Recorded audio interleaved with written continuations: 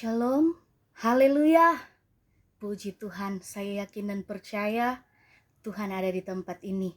Sebelum kita mendengarkan kebenaran firman Tuhan, mari kita satu dalam doa.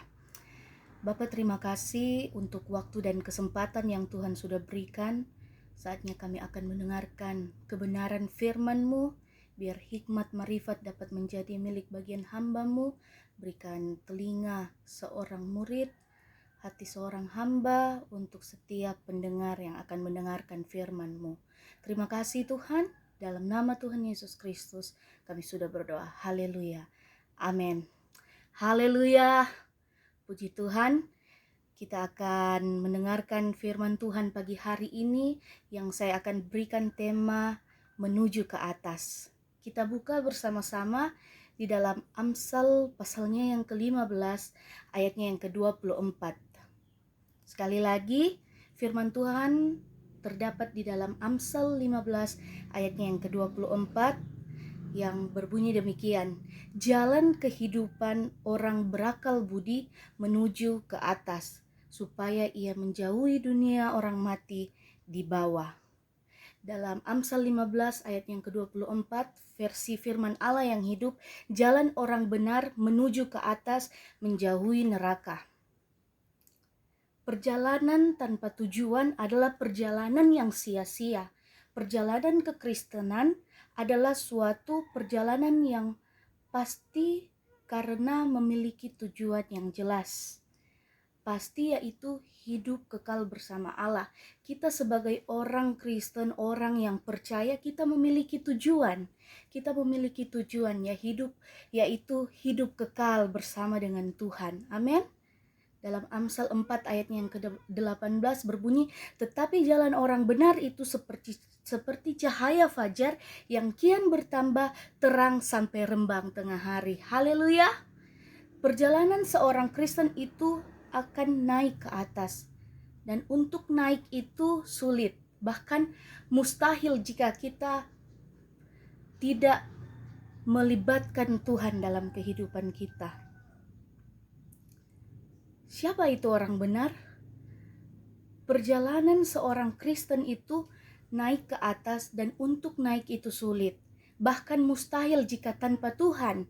Karena seluruh umat manusia akibat dosa Adam di Taman Eden dan Hawa, seluruh umat manusia jatuh ke dalam dosa.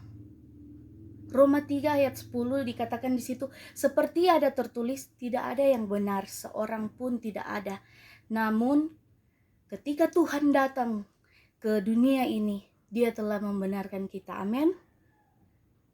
Apa yang dimaksud dengan menuju ke atas? Dalam Yohanes 14 ayat yang ke-6, kata Yesus kepadanya, akulah jalan kebenaran dan hidup. Tidak ada seorang pun yang datang kepada Bapa kalau tidak melalui aku.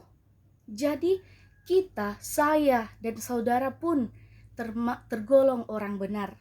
Ketika kita dibenarkan oleh karya salib Kristus, kita berbuat benar karena identitas kita adalah orang benar. Amin.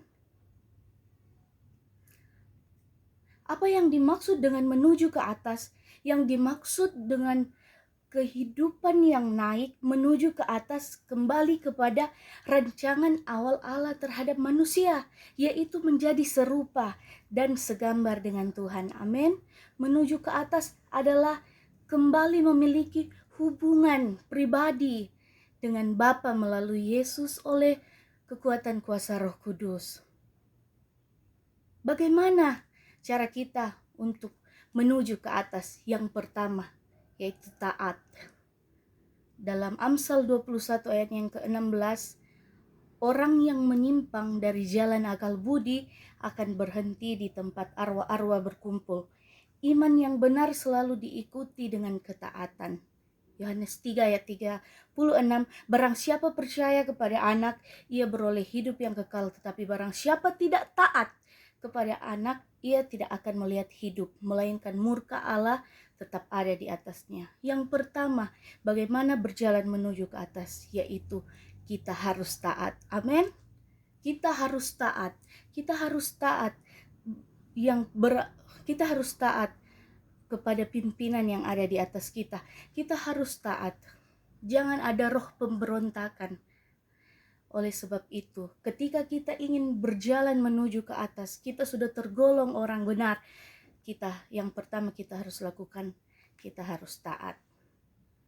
Yang kedua, bagaimana kita berjalan menuju ke atas? Yang kedua yaitu rendah hati. Tuhan mengangkat orang yang rendah hati. Amin. Yakobus 4 ayatnya yang ke-6 dikatakan di sana, tetapi kasih karunia yang dianugerahkannya kepada kita lebih besar daripada itu. Karena itu ia katakan Allah menentang orang yang congkak, tetapi mengasihani orang yang rendah hati. Yakobus 4 ayat 10, rendahkanlah dirimu di hadapan Tuhan dan ia akan meninggikan kamu. Orang yang rendah hati mengandalkan Tuhan. Amin. Oleh sebab itu ketika kita mau berjalan menuju ke atas, kita harus merendahkan hati kita. Siapa kita? Kita tidak boleh sombong. Kita mesti merendahkan hati kita. Amin. Dan yang terakhir, tekun. Tanpa ketekunan tidak ada seorang pun sampai pada tujuan. Ketika engkau tekun, maka engkau akan sampai kepada tujuan itu. Haleluya, puji Tuhan. Mari kita satu dalam doa. Terima kasih Tuhan, terima kasih Roh Kudus. Firman-Mu sangat memberkati kami. Kami akan akhiri kebenaran firman Tuhan pada hari ini di dalam nama Tuhan Yesus Kristus. Haleluya. Amin.